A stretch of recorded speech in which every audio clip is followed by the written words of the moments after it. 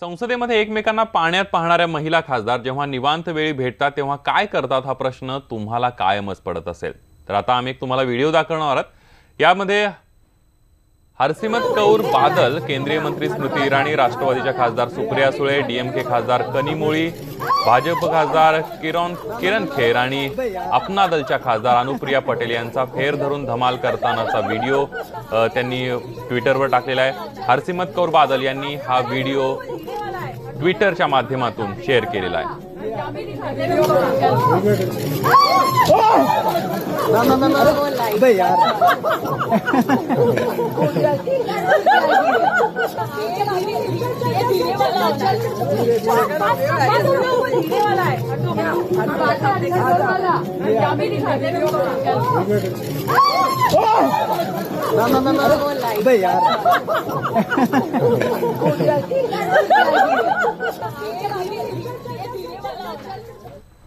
पुढच्या बातमीकडे काल अर्थसंकल्प सादर झाल्यानंतर सोशल मीडियावर त्याची चर्चा सुरू होती, पण यावेळी आणखी एक व्हिडिओ व्हायरल झालाय। या व्हिडिओमध्ये केंद्रीय नागरी उड्डाण राज्यमंत्री जयंत सिन्हा होते, पण ही चर्चा वेगळ्याच कारणासाठी होती। मोदी सरकारचं अभिनंदन करत ते बोलत असताना त्यांच्या मागे एक मुलगी होती, त्या मुलीने कॅमेराकडे पाहून वाकुल्या काढून दाखवण्यास सुरुवात केली। महत्त्वाचं म्हणजे जयंत सिन्हा किंवा आजूबाजूला असणाऱ्या कोणालाही याची कल्पनाही आली नाही। या मुलीने फक्त एकदा नाही तर 3 ते 4 वेळा कृतीची पुनरावृत्ती केली। हा सर्व प्रकार कॅमेऱ्यामध्ये कैद झालाय आणि सोशल मीडियावर हा व्हिडिओ सध्या व्हायरल झालाय। दरम्यान अशा प्रकारे संसदेत एका नेत्याच्या मागे उभं राहून इतक्या बिनधास्तपणे वाकुल्या काढून दाखवणारी मुलगी कोण आहे असा सवाल विचारला जातोय। यानंतर बातमी चेन्नईची। चेन्नई आंतरराष्ट्रीय विमानतळावर एअर इंटेलिजन्स युनिटने एका प्रवाशाच्या बॅगेतून बिबट्याचा 1 महिन्याचा बछडा जप्त केलाय। त्या बछड्याला कुठे घेऊन जात होता हे कळलं नाहीये, मात्र त्या बछड्याला ताब्यात घेऊन पोलिसांनी अन्ना प्राणी संग्रहालयाकडे सोपवलंय। प्रवाशाला ताब्यात घेऊन वन विभागाकडे दिलं आहे आणि त्याची ही सध्या चौकशी सुरू आहे।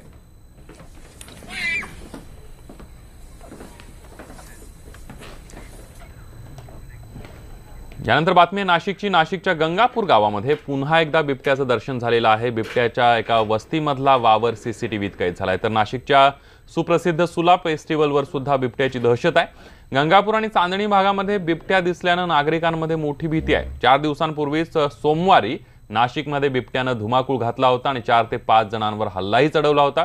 4 तासांच्या प्रयत्नानंतर त्या बिबट्याला जेरबंद करण्यात आलं होतं। त्यात पुन्हा बिबट्या दिसल्यानं लोकांमध्ये घबराट पसरली आहे। बातमी पुढची आहे कोल्हापूरमधली। कोल्हापूरच्या कागलमध्ये आज हजारो विद्यार्थी, ग्रामस्थ आणि सामाजिक संघटना स्वच्छतेसाठी रस्त्यावर आल्यात। यावेळी त्यांनी संपूर्ण कागल काही तासात चकाचक करून टाकलंय। कागल नगर परिषद आणि प्रशासनाच्या वतीने हे महास्वच्छता अभियान राबवण्यात आलं। यामध्ये मोठ्या प्रमाणावर विद्यार्थी आणि विद्यार्थिनींनी उपस्थिती दर्शवली। राष्ट्रवादी काँग्रेसचे आमदार हसन मुश्रीफ यांनी या अभियानामध्ये सहभाग घेऊन स्वच्छता केली। कागलमधील अनेक नाले, रस्ते, गटारी साफ करण्यात आले आणि शेकडो टन कचरा कागल शहरामधून जमा करण्यात आला।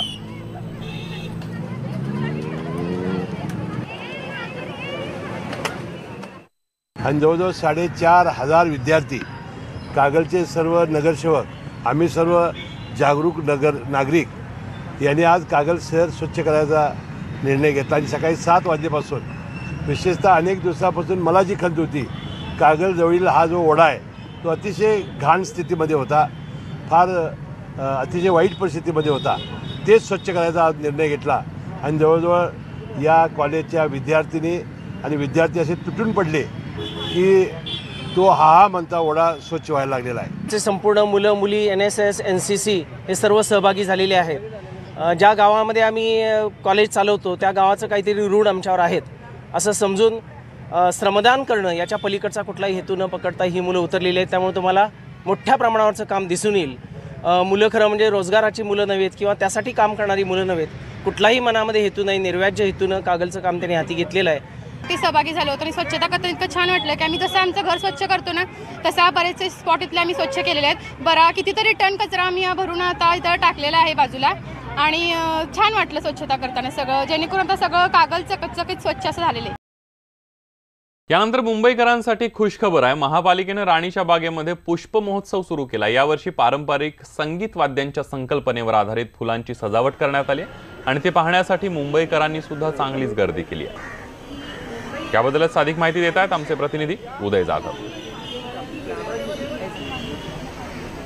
मुंबई महानगरपालिकेने राणीच्या बागेमध्ये पुष्प महोत्सव आयोजित केला गेला आहे आणि या पुष्प महोत्सवाचं यंदाचं वैशिष्ट्य म्हणजे संगीत वाद्यांची ती थीम आहे ती इथे आयोजित करण्यात आलेली आहे. आपण इथे माझ्या मागे बघत असाल की जी पारंपरिक संगीताची वाद्य आहेत, मग त्यामध्ये तबला असेल, ढोलकी असेल किंवा वीणा असेल, गिटार असेल, असे विविध वाद्य आपल्याला इथे पाहायला मिळत आहेत.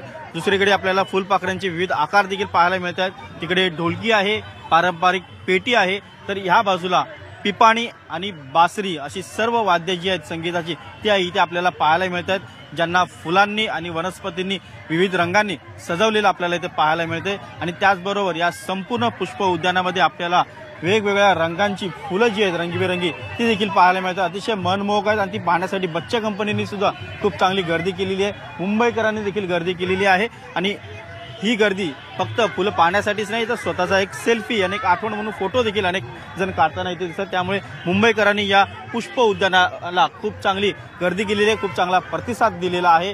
हे पुष्प उद्यान पुढील 3 दिवस विनामूल्य मुंबईकरांसाठी ओपन असणार आहे, खुलं असणार आहे. त्यामुळे मुंबईकर देखील सुट्टीचा दिवस साधून मोठी गर्दी करताना दिसत आहेत. व्हिडिओ जर्नलिस्ट सचिन कुबडेसह उदय जाधव, न्यूज 18 लोकमत, मुंबई.